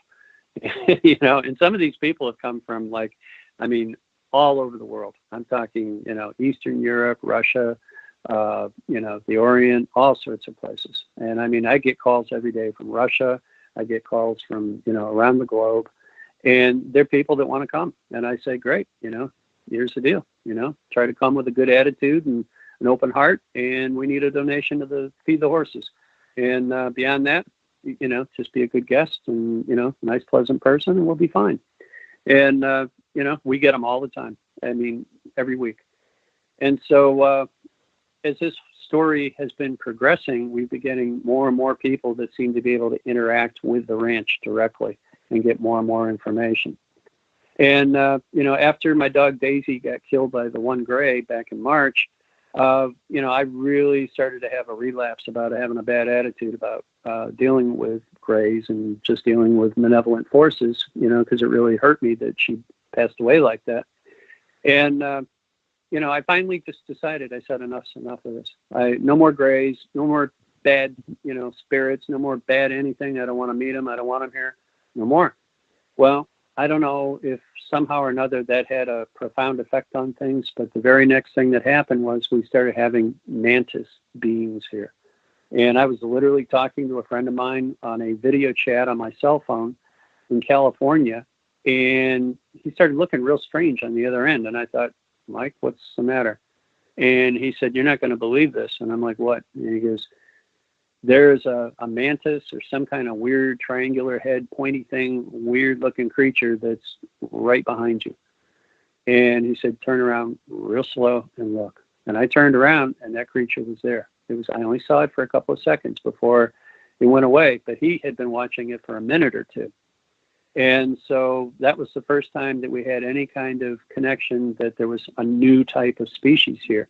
And I'd heard about mantises, but I'd never seen one before. And like I said, I don't study any of this stuff at all. I just wait for it to happen. And then, once it happens, and maybe I look it up a little bit.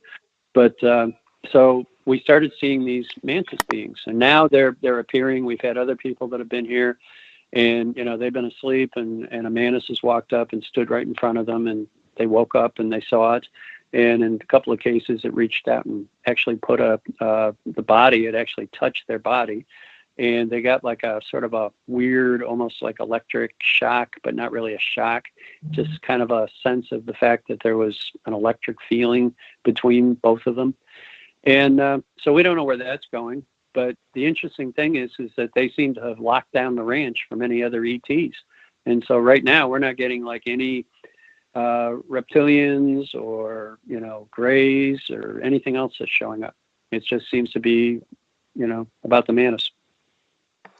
From what I understand, the mantis beings in general UFO lore are actually looked at to be a higher level, very intelligent type of being. Do you feel that, how many encounters with these mantis beings have you had? About 4. And, the ones that I've had, I definitely got the sense that they weren't here to hurt us. In one case, I literally stood and just looked into the eyes of this thing, and it looked at me. And I get this great sense of it was weird. It was like looking at me almost like with affection. And, I felt like it was a real positive thing. It didn't feel threatened at all. I didn't feel that there was, like I wasn't looking around for a gun or looking around for a sword or anything. I just felt like it had no intention of trying to hurt me. And everybody that so far that's had that experience has mentioned pretty much the same emotion, and that is that, it's almost like they're here to kind of like be the sheriff or something and make sure that nothing bothers us. And so, we really haven't had any kind of negativity associated with it. Have you noticed since the mantis beings have started showing up a decrease in the gray activity, or is that staying the same? No, there seems to be no gray activity at all. And the energy here on the ranch has changed. It doesn't feel the way it used to feel. You always used to feel as if, I always felt like I was waiting for the other shoe to fall all the time for years and years and years. I was like, okay, now what's coming?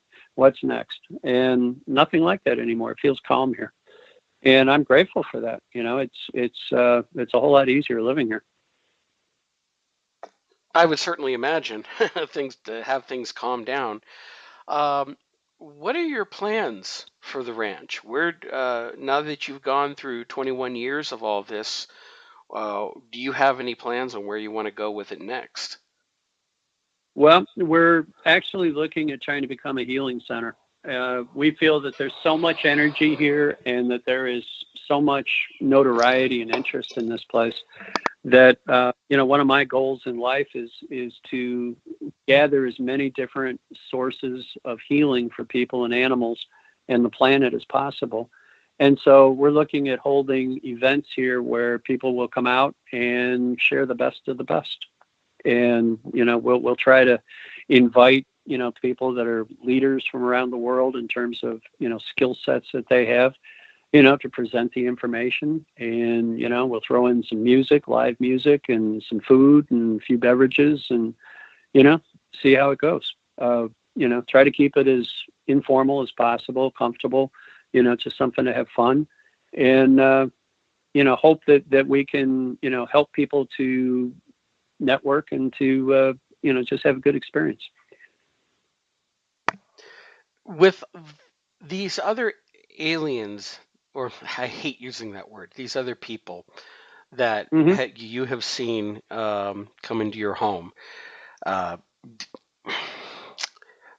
trying to figure out how to ask this. When you were sitting there having a conversation with them, was it just like a conversation like we would have? Did there seem to be something off in their energy or feeling different rather than talking to other people? Or was it just like a bunch of other normal people there just having a conversation? Well, it's a great question.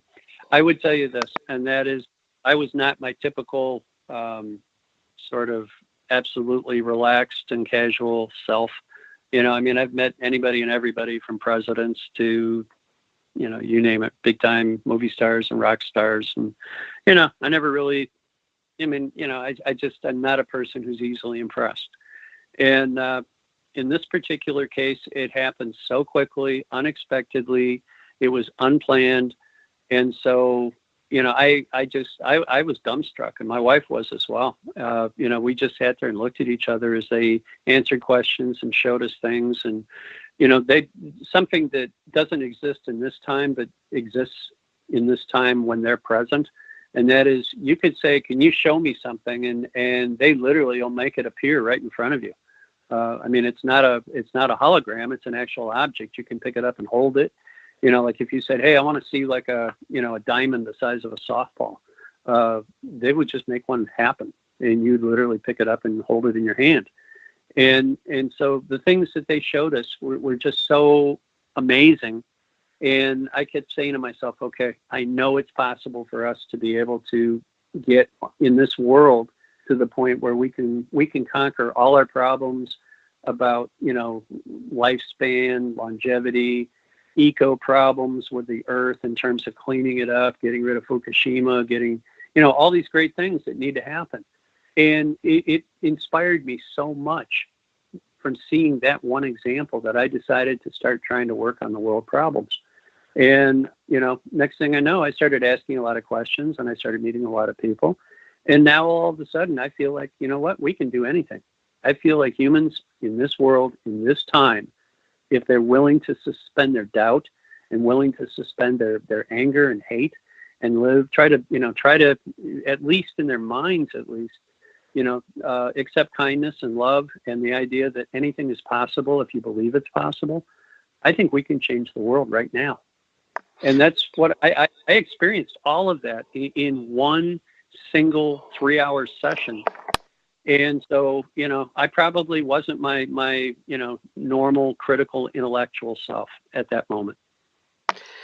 But that's the real thing, though, isn't it? To get people to get beyond their hatred, their fear, where we are in a time where so much of the population has been, and this is my opinion, have been manipulated into being polarized and filled with fear and hate and controlled, that trying to talk to somebody, even trying to have a rational conversation with somebody, regardless on what side of the aisle they happen to fall on, is damn near impossible. So I don't have as much hope that humanity could turn things around as long as we continue on this present course. I saying, Mark, but I'll tell you how you fight that. And that is this. You say, look, I know that you and I sit on different sides of the aisle on our core beliefs, but what if we were to just suspend my beliefs and your beliefs, and let's see if we can create a solution. And let's try to just concentrate on the problem at hand, and let's not bring in the rest of it. And the moment that I start to bring in, my jaded beliefs about these things, or you do, we will stop the conversation and we'll reset and see if we can go around it. And I've done this with a lot of people, and I mean, people that were hardcore, believers in things that I absolutely detest. And we had great conversations. And at the end of the conversation, we were able to look at each other and say, you know what, man, that was really cool, because you know what, normally I probably couldn't stand you, but right now we're sitting in the same place, and that's a really good thing. And it's like, if we can do that with this, why can't we do this with lots of other things? Why can't we create a belief system that allows us to completely step out of this envelope of judgment and everything else that doesn't work, and suspend that and step into a new space where we can problem solve? And so I do this regularly with people that absolutely sit on the complete opposite side of everything that I believe. And I've tested it over and over and over again, and almost every single time it works. And so I believe that it is possible for us to problem solve the world. These other beings themselves, let me ask you this, because you mentioned before your faith in God, and in my own research, it seems that these, or many of these races, seem to interact with us on a spiritual level beyond the physical. I mean, even Whitley Strieber has mentioned several times about that they almost seem to be like custodians of the dead sometimes, where he's met, during his own experiences, he's met people who have died, and they're there with these beings. And even just on a day-to-day average, a lot of them are on a level that's so much far above us that it could almost be considered spiritual, or at least interdimensional. They may come here and look physical at this time when they appear to us, but they're actually from somewhere else where they may not even have a physical form. I mean, what are your thoughts? Did you get any indications from when you've met these beings that they were operating on beyond a physical level and working with us possibly on a spiritual level? I think that's exactly a good description of what these beings are capable of. I think that, like with me, when I ask them questions, they'll answer me and they'll say, okay, John, imagine that there is no such thing as life or death. There is no such thing as time. There is no such thing as all these different quantifiers that you humans use to try to make sense of your reality. In fact, understand that your reality is the reality that you create, and that literally you can introduce any of these different, values and have a different perspective. And so, you're not as limited as, you all would like to be, because you set all these finite boundaries on everything. And, it took me a little bit to think about that. But when I started realizing that most of the things that we deal with are not physical, they're intellectual, they're things that we imagine or suppose are true. And so why can't we do the same thing with almost anything? And literally suspend our understanding enough to be able to be okay with it. And, I as far as life and death goes, especially those two values, they're not absolute. We have access to literally anybody we want to, anytime we want to. If we can imagine them, remember them, think about them, love them, whatever we want to, go and have an experience with them, we can do that because we've done it before. We know what that person would do in most circumstances if we know them well enough. And literally, that person's, in a sense, is still alive. They're just not physically in our space. It's rather interesting. So, yeah, I mean, it's I've had this proven to me over and over and over and over again. And so I'm just telling you straight up, what we think of as our world is so tiny compared to what's available to us. Well, it's interesting you say that, actually, John, because we're actually in similar professions. I'm a psychotherapist myself, and I often talk to my clients about, family members who've passed away, that they're still alive within you because you have a perception of them, and you can almost know what they would say to questions you can ask them. So I'm actually quite very much concurring with what you're saying there. I just want to go back a little bit, and maybe it's even tied in a little bit, but you mentioned about the portals that you're aware of on the property. Do you have a sense or idea of where they go, or how they operate, how they're working? Well, we have a little bit of a sense. I know that it's kind of like being a pilot. If you know how to operate the equipment, you get to fly any place you want to, as long as you have enough fuel and, enough attention span. And I think with these portals, it depends on the right people coming and being in touch with them, because I have seen people come here that are absolutely phenomenal. I mean, to the point where I would sit there for hours and hours on end in awe. I could barely close my mouth because I was so shocked by the experiences that I was getting a chance to witness. And yet at the same time, I've seen other people come and try so hard and want so badly to be able to interact with it. And it was as if it just said, not at this time. And, it wasn't going to happen. So it totally depends on the individual. And, we've had groups where we've had like 3 or 4 guys show up. And to my knowledge, they never had any kind of paranormal or unusual spiritual experience. And literally they were all sitting around and they're like, okay, John, what comes next? And I'm like, I don't know, guys. We just got to sit here and see what happens. And within a few more minutes after that, this kind of like purple reddish mist began to just suddenly show up in the room. We all began tasting weird tastes. We began to smell things. And so we were having some kind of paranormal experience, but I don't know, for what purpose or anything. It was just kind of like saying, okay, well, you guys showed up, so, we'll throw you a bone here. And clearly it wasn't like anything phenomenal, but it was interesting. So it really depends on the energy that you bring to the experience. We had a gal from Florida come up and spend a week with us. And when she got here, she was in a wheelchair. And literally, I picked her up at the airport with a wheelchair, brought her home.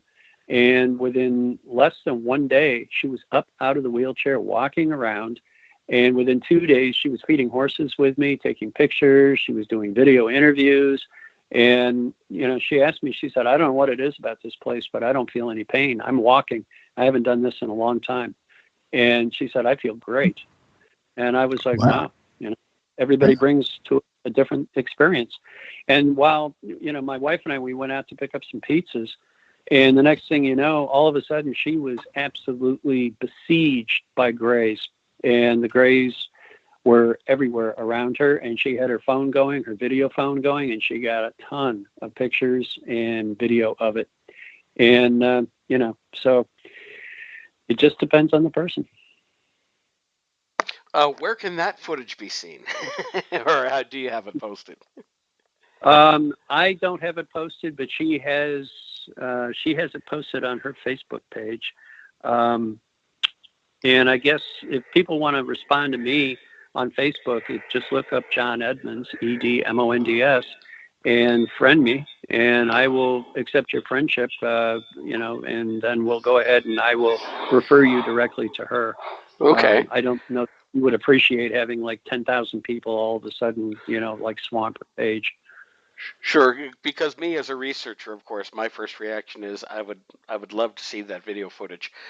Andy had asked about the portal, and something that kind of goes along with that is when you mentioned seeing the Roman soldiers of all things in your, where was it, in your living room? Yes. Yeah. It was all like from one end of the house. This is a big house. It's like 4,000 square feet. And literally it started at one corner and it just traveled down the main hallway into the living room, across the living room, and then back out the other side. And that's not the first time. I mean, that was the first time we've seen it, but I've seen it out on the property several times since then. We've had folks that have come out here with night vision goggles, and, we practically had to like boot them off the property because we couldn't get rid of them.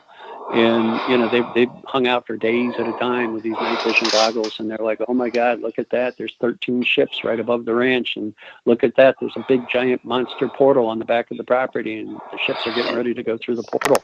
And so, people see phenomenal things out here. We have things happen where when the portals open, we start getting calls from CERN. We start getting calls from Russia. We start getting calls from all over the world. And they're like, are you doing anything weird on your property? And I'm like, no. And they're like, well, we're getting readings that are off the scale here. And so, stuff like this goes on. We don't understand it. We don't know what it is. We just, I hate to say it, but we're kind of like the horses. When the eclipse happened, they looked up and they went, oh, that's different. And then they went back to eating, I mean, we don't understand half of it, but, we see it. Well, when you mentioned the Roman soldiers, and I had mentioned earlier, I had a comment on that because with these portals, and it goes right along with, they seem to be not only a portal to their in time, in space. What in the heck would Roman soldiers be doing in Arizona? And it's not. If physically not. If you can go through one of these portals or see through these rifts in time and space, you could literally see something happen in the past or the future anywhere on the planet. So, well, that's it, and we have seen that, Mark. I mean, we have literally seen, back in the Middle Ages, we have seen famous events happen. What we have seen, we've had literally somebody sitting in ancient Egypt communicating with somebody in the living room, and they were being asked to describe the experience, and they were telling us about, flowers. They were telling us about what they were seeing. All sorts of stuff. It was like reaching across time and having somebody, reach back and say, hey, this is what's going on here. And to the point where, just crazy stuff. Just stuff that is hardly even imaginable. And yet I sat there with witnesses and watched it. It's interesting in that, our perception of time and space and everything is, we are conditioned to be so linear, and yet it's so much out there that's fluid, and a lot of it is just so beyond our comprehension in dealing with this kind of stuff. And people, these portals, which, not only are they on your ranch, they're all over the world, many different locations. Several right here in the United States that we know of. Even I'm having a brain freeze here in New Mexico, that famous place everybody goes to for healing and Dulce.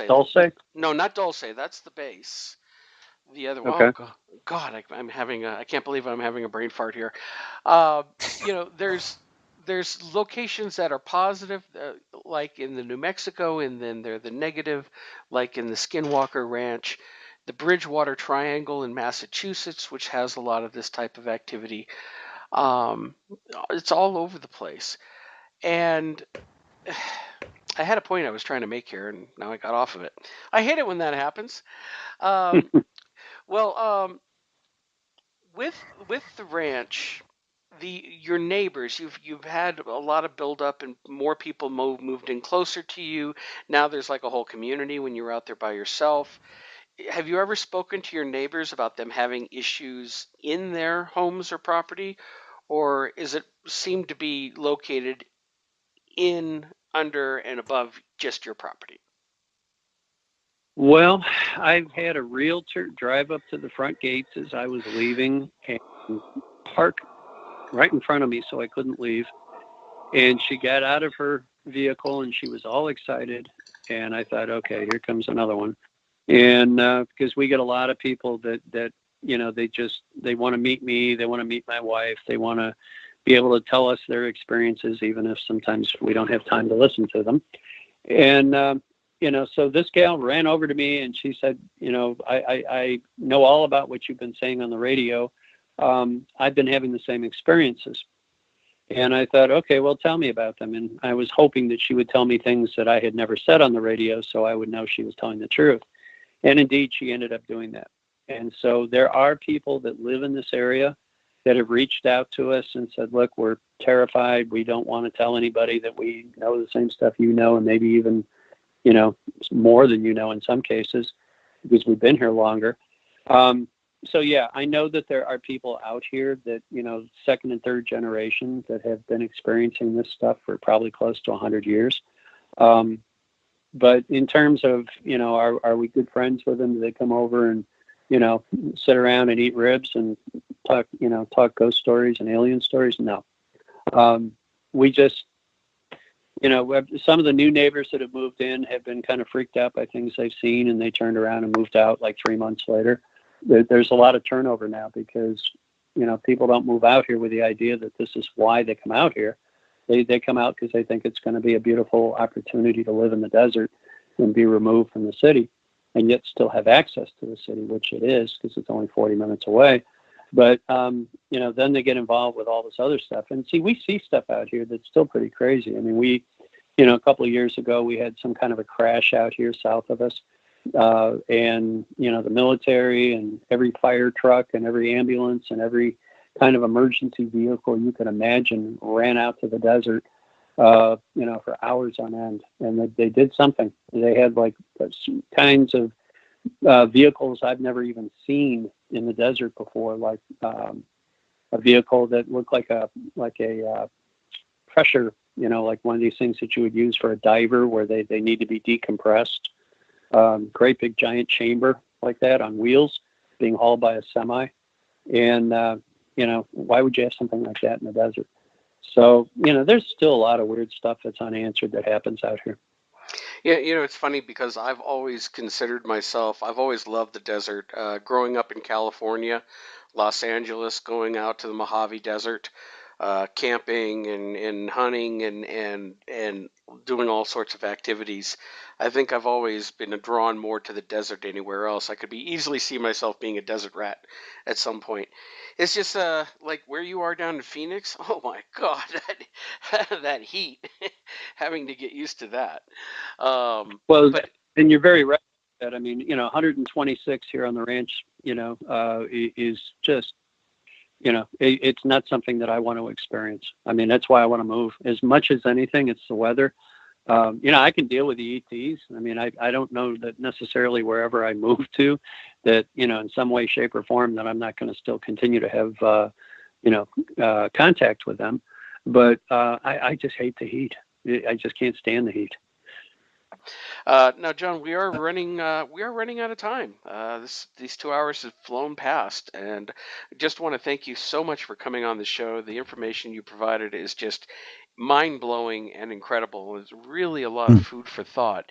Now, how can people get in touch with you? You mentioned Facebook, and you also have your website, right? Actually, what I do is I just tell people to, reach out and, send me an email. John Edmunds, JOHNEDMONDS 411 is my email. If you've got something you need to talk to me about, or you want to make a plan and arrangement to, come to the ranch and visit, more power to you. Just let me know. We don't do walk-ins. We have had people show up and I turn them away. In fact, in a couple of cases, it was pretty scary and I had to call the cops because we didn't know who they were and we had no idea why they were here, and they showed up in the middle of the night, and so literally they got run off. So please don't just show up. You got to make sure you call me and make an appointment. The other thing is I encourage people to, especially right now, because the government is getting ready to murder all the wild horses, unfortunately, please get hold of us for Hopeful Hooves, HOPEFULHOOVES.org is our website for Hopeful Hooves. And, please make a donation. It's totally tax deductible. We're a 501c3 charity in good standing. The money does not pay any salaries. All it does is rescue and feed horses. So worthy cause. Yeah, our hearts are always open. We ask everybody that comes to the ranch to have an open heart and an open mind and, share with us. Well, John, I had told you before I wanted to come out there, and now that I'm settled and when the weather starts cooling off, I'm definitely going to have to make an appointment with you. So we'll definitely have to hook up here in the near future. Sounds good, Mark. Thank you. All right. Well, John, thank you again for coming on the show, and you have a great evening, okay? We'll talk with you soon. All right. Good. Thank you for having me. Okay. Bye-bye. Bye. Well, Andy, that was a really intense show. We have come to the end here. So again, thank you, Andy, for coming on and co-hosting with me tonight. I will mention to our listeners, Irene will be back next week for an all-new Paranormal UK radio here on the Paranormal UK Radio Network. Thanks for listening, and you all have a good evening. We'll talk to you soon. Bye-bye.